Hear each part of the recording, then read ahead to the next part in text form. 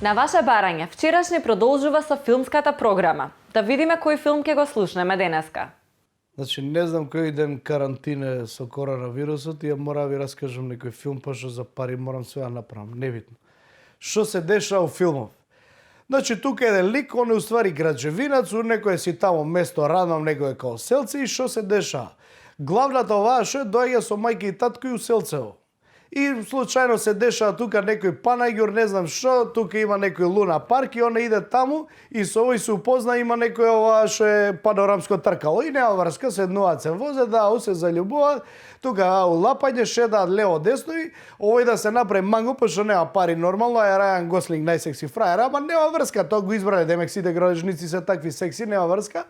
Иде овој и вика, слушај, ќе доеш со мене една куќа стара ја носи, оваа тука се радuje шета, леле овде замисли галерија, замисли ова, и овој еден момент и вика, замисли ја те буфтам тука, абе не ми збори така, удршне, се лапат и тука ја буфта прв путон.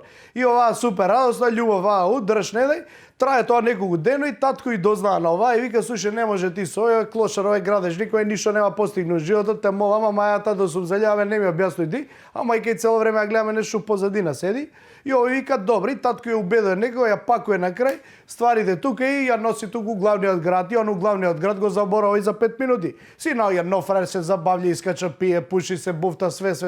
Си вози филм, си вози и дојде еден момент, вика, абе, слушај, ја пак идам назад у село, мислам као секој архитектонка, не разбрам кај нас у град, ај кидам ја таму да имам нешто, добро, нема везе, качу иде назад, доаѓа кај куќа, гледа, чита таму некој ја продал, демек ја купил некој куќа, доаѓа кај куќа и овој се појава, Рајан Гослинг исто секси, мислам, као може градежник со такви стомали, небитно, и седно е, муавет нешто држнеде, и многу се размоведе, хихири хахара, ајде идеме со качот, идат со качот, почиња дожд да врне, подеен мост, почиња тука се кара, тој вика, што ми се караш, ма тија 365 писма ти напиша, ова вика како ми напиша, а цело ова време дор се деша, ние у филмот гледаме на старт, дека некој старец нешто и раскаже на некоја баба со Алцхаймер, мислам, тешки глупости.